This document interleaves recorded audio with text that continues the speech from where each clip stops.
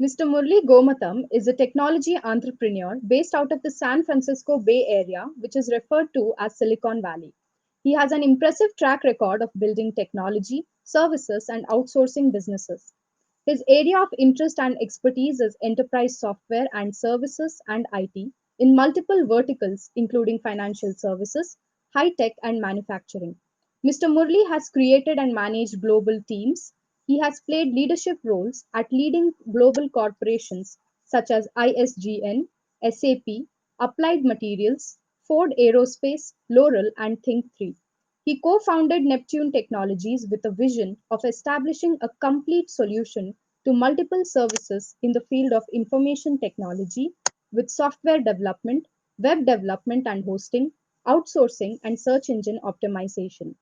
Mr. Murli holds a BTech in Electrical Engineering from IIT Madras, India, an MS degree in Industrial Engineering and Operations Research from the University of Iowa, and an MBA degree from the Haas Business School, University of California, Berkeley.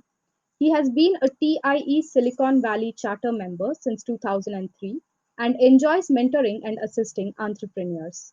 So, my first question to you is, why did you choose a career in entrepreneurship and what were your motivators? So, if you look at my background, I did not plan on a career in entrepreneurship. It just happened due to circumstances in a way. I graduated with a degree in computer science and industrial engineering, and I was set on a career as a corporate, in the corporate world. And I was originally the programmer and a software developer, and over a period of about 10 years, became a software manager and the CIO of a company which is a subsidiary of Ford Motor Company. And then, I'm living in Silicon Valley. Of course, I'm surrounded by entrepreneurs. So there was the influence of, by osmosis of watching others do interesting things.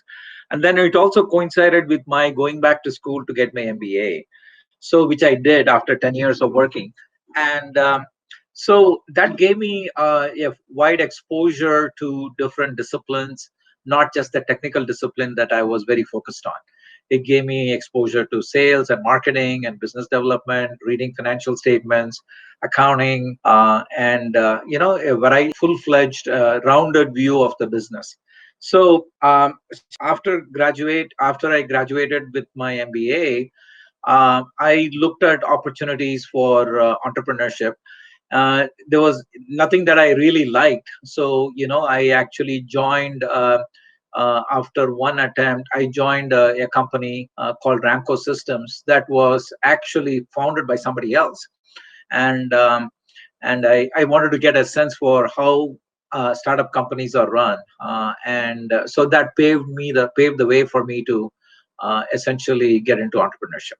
Great, sir. Next question that I have is, what are the key challenges in the path of becoming a tech entrepreneur?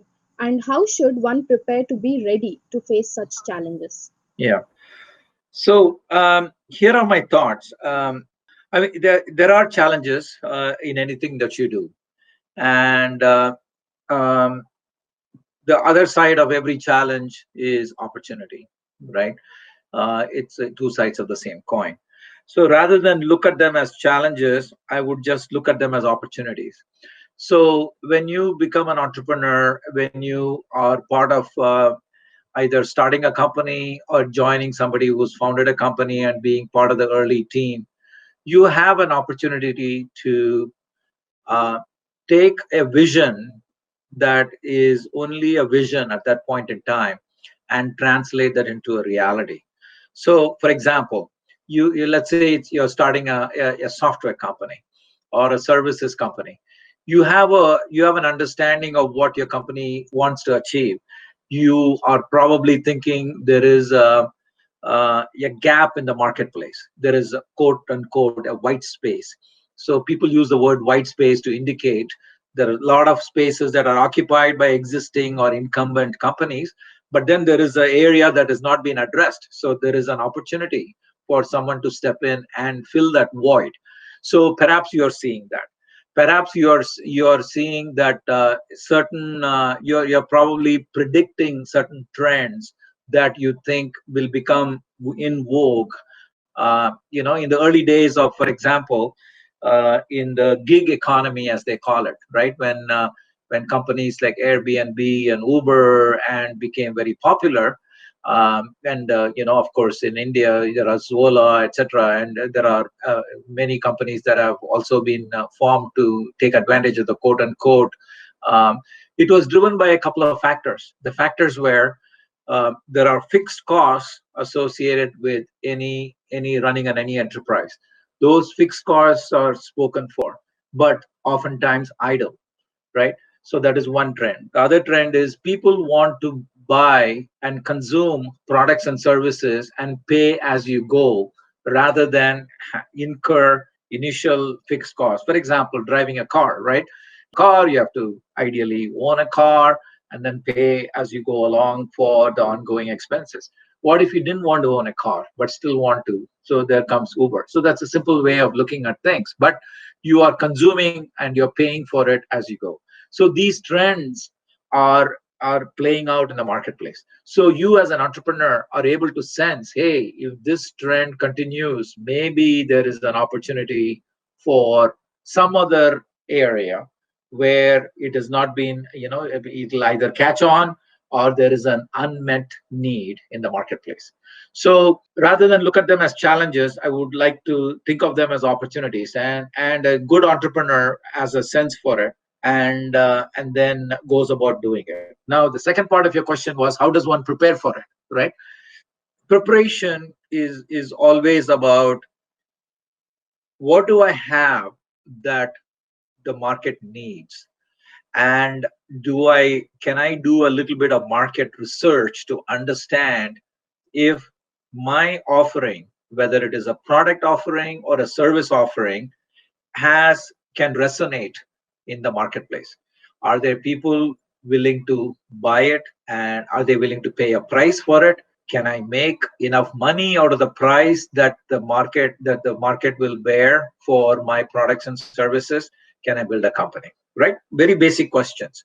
If you answer them, at least do an experiment. You can do a simple experiment without actually going through the process. So that's what you have to prepare for. So, as young people usually are very in a dilemma of how they can pursue or how they can build a career in technology.